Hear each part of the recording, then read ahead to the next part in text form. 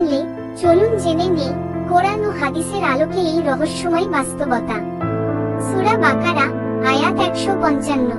আর নিশ্চয়ই আমি তোমাদেরকে পরীক্ষা করব ভয়, ক্ষুধা, সম্পদের ক্ষয়, প্রাণ ও ফলের অভাবে। ডান দিকে পয়েন্ট করা তীর আয়াত থেকে বোঝা যায় আল্লাহ দুনিয়ার মুমিনদের বারবার পরীক্ষা। সূরা আল ইমরান আয়াত 142। তোমরা কি মনে করো জান্নাতে প্রবেশ করবে, অথচ এখনো আল্লাহ তোমাদের জিহাদকারীদের ও ধৈর্যশীলদের পরীক্ষা করেননি?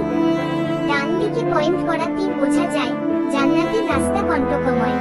ডান দিকে পয়েন্ট করা তীর ফিলিস্তিনের মুসলমানরা সেই কষ্টের মধ্য দিয়েই আজ জান্নাতের পথে হাঁটছেন। সূরা বাকারা আয়াত 214। তোমাদের পূর্ববর্তীরা এমন বিপদে পড়েছিল, তাদেরকে কাঁপিয়ে দিয়েছিল এমন বিপদ, এমনকি রাসূল ও মুমিনগণ বলেছিল, কখন আসবে আল্লাহর সাহায্য? জেনে রাখো, নিশ্চয়ই আল্লাহর সাহায্য নিকটবর্তী। ডান দিকে পয়েন্ট করা তীর এই আয়াত থেকে বোঝা যায় আল্লাহর সাহায্য ধৈর্যের পরীক্ষা শেষে আসে। ডান দিকে পয়েন্ট করা তীর আজ ফিলিস্তিনের কান্নার মাঝে লুকিয়ে আছে বিজয়ের প্রতিশ্রুতি।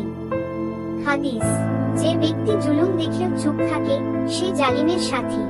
ডান দিকে পয়েন্ট করা তীর বোঝা যায় কেবল হামলা করাই জুলুম নয়, জুলুম দেখে চুপ থাকাও জুলুমের অংশ। ডান দিকে পয়েন্ট করা তীর তাই আমাদের দায়িত্ব ফিলিস্তিনের মুসলমানদের পাশে দাঁড়ানো, অন্তত দোয়ার মাধ্যমে হলেও। হাদিস: আল্লাহ যাদের ভালোবাসেন তাদের কঠিন পরীক্ষায় ফেলেন। ডান দিকে পয়েন্ট করা তীর তাহলে ফিলিস্তিনিদের ওপর এত বিপদ কেন? ডান দিকে পয়েন্ট করা তীর কারণ আল্লাহ তাদের ভালোবাসেন এবং তাদের ঈমানকে আরো পরিশুদ্ধ করছেন। এই যুদ্ধ শুধু অস্ত্রের না, এই যুদ্ধ হলো আত্মার, ঈমানের। আপনি কি এখনো চুপ থাকবেন, নাকি আপনার দোয়া, সাহায্য ও সচেতনতা দিয়ে দাঁড়াবেন ফিলিস্তিনের পাশে?